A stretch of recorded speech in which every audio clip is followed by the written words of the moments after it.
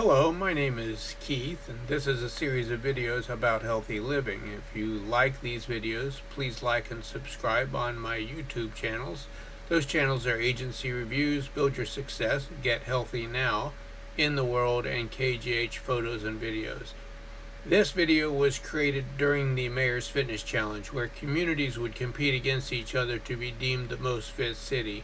And each week we included a video to provide health education during the challenge. This one is titled Health, Heart, and Energy Density, and Kia Quintana is the presenter. Running the Heart, Health, and Energy Density lunch series. It's greatly appreciated, and I hope you guys are able to just learn more and ask questions and learn something new today. So my name is Kia Quintana. I am the health educator over at the Department of Health. So if you ever want to know what I do, just make sure to ask questions in the chat box. All right, so we'll get started with our heart health. So I'm going to talk just in general about what heart disease is.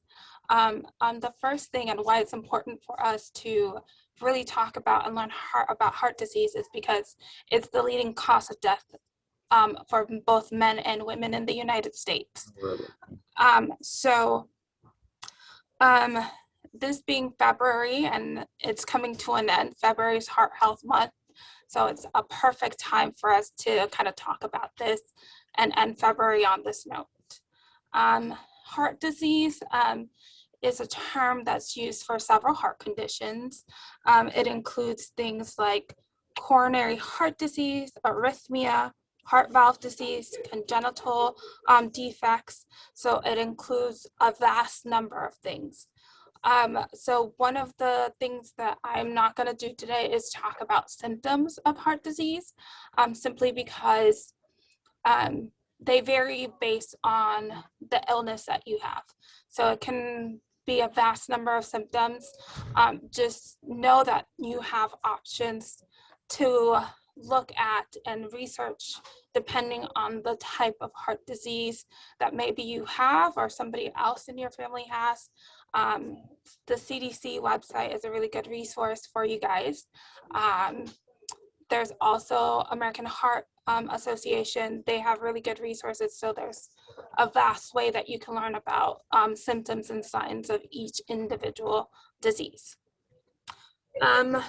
So 47% of Americans have one of three key factors for heart disease. That doesn't mean that you have heart disease, but that means that you're at greater risk for developing heart disease. So it's really important that you not only know what those key factors are, but that you're aware of what's going on in your own body. Because most of the risk factors are factors that are in your control. That means that you can do small changes that will lessen your risk of developing heart disease. Let's see. So the top three risk factors are high blood pressure, high cholesterol, and smoking. Those are considered key risk factors. That means if you have any of those, you are at greater risk for developing heart disease. But like I mentioned, these are all things that you can improve on. So high blood pressure, high cholesterol, and obviously, I know it's hard to quit smoking, but you do have the ability to quit smoking, so that those three alone will decrease your chances of developing heart disease. The fourth thing is lifestyle. Lifestyle includes things just like physical activity, what you eat, the amount of food you eat, the amount of time you spend in sedentary behavior. That means if you, especially with COVID, if you're working a lot from home, that means you're sitting down a lot, and that can also come into play. The other two, race and ethnicity and genetics, those are things that are outside of your control. So obviously some people have a greater chance of developing heart disease just because, you know, you have a family history. Things like that, those aren't things that we can't control. However, you should be starting to get screening tests and risk assessments for coronary heart disease around age 20. And that's if you don't have any risk factors. So that means simple things like checking your high blood pressure, checking your cholesterol, making appointments with your physician. Just being aware of what's going on in your body is something that will greatly improve your chances of not getting heart disease. So the good news is that these are things that mostly you can control. So that's half the battle. Half the battle is just being aware of what's going on in your body, being aware of your test results and your scores, and then the other half is taking that action to kind of improve that. So you can do some pretty easy steps to get healthy and to prevent heart disease. You don't have to do anything crazy. It's pretty straightforward. And I think the fact that you're already involved in the Majors Fitness Challenge, you're halfway there, because everything that you're doing so far are things that will help you prevent heart disease. So first things first, physical activity.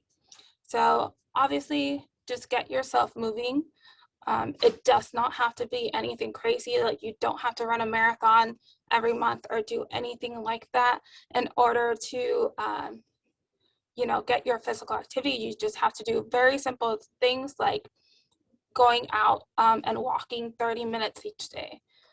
If you don't have the time to do that, break it down for 10 minutes in the morning, 10 minutes at lunch, 10 minutes later on before dinner, however you need to do it. The whole point is that you get your body moving. It's super important. Manage stress. I know this is an incredibly crazy time, and so there's a lot of things that can be very stressful, but really taking control of that stress is really important. It can be something simple as just trying to find some me time and making time for yourself, trying out some mindfulness. Maybe how you reduce your stress is to getting that physical activity. You just have to find something that works for you. The next thing, which is super important, is if you smoke, try to quit smoking. Obviously, everybody knows that smoking can cause numerous diseases that are really dangerous for you. So finding a way to quit is really important. If you don't smoke, yay, because you are already have a leg up on things that are going on. So make sure you don't start, and you just, if you need some help, you can try 1-800-QUIT, or go to Florida Tobacco, and they will have some resources for you. The next thing is, if you're a diabetic, making sure you have that under control. Make sure you are going to your physician, and you're really working with them to get that under control. The next thing is maintaining a healthy weight. And so, like I said, you're already working on that by being part of this challenge, which is great.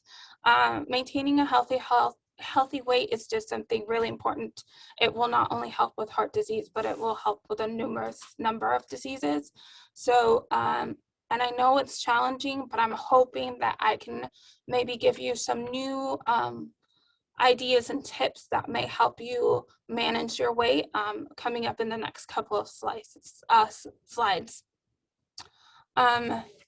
Part of maintaining that healthy weight is maintaining a healthy diet.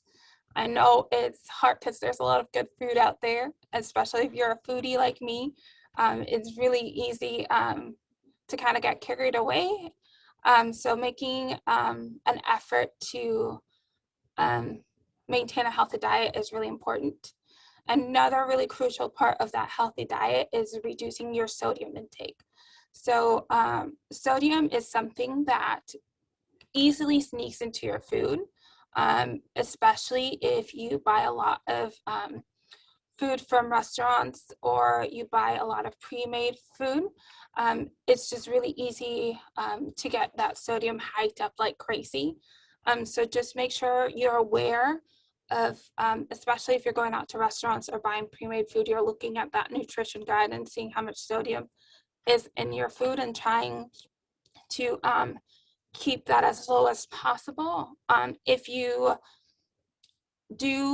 have the choice, choose lower sodium foods. I know that's not always the case. It's not always easy for us to find a low sodium alternative, but they are out there.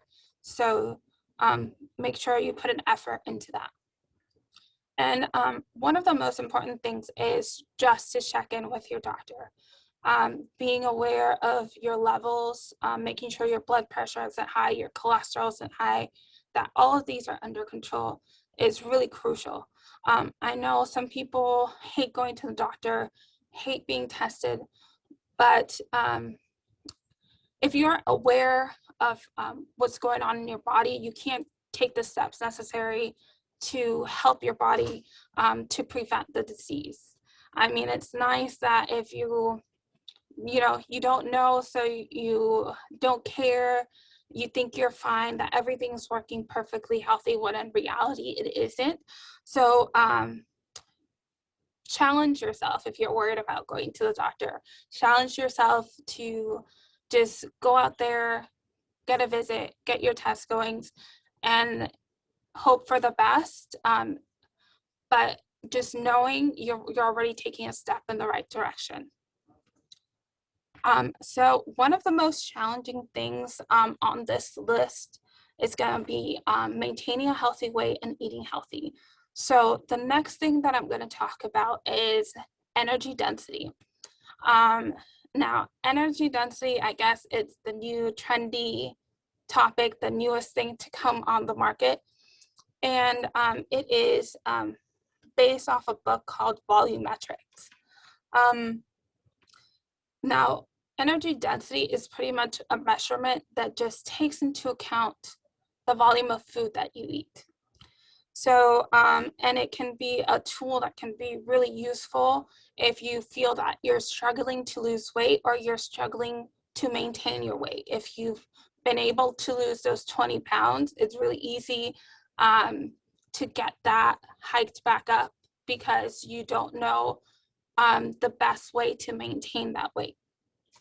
So energy density is pretty much the number of calories that are in your food per serving divided by the weight in grams of that serving size. So low energy density foods are going to be a better choice than high energy density foods. If when you divide those numbers, it comes out to 2 or higher, it's considered a high energy density food. And as a rule of thumb, if you don't have time to, take out your calculator and divide and subtract and do all the things that you need to do, the calories, if the calories are less than the number of grams in that serving size, it's most likely going to be a low energy density food.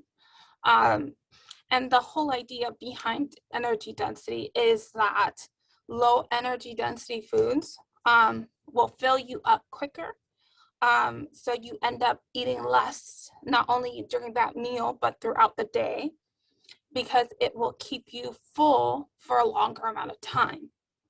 So when you look at the end of the day, if you've eaten a lot of low energy density foods, you eat less calories in the day than you would if you aren't taking into account low energy density foods. So one of the best ways to look at what low energy density foods are is to look for foods that are in high water content or have high water content, that are high in fiber, and that have a lot of air.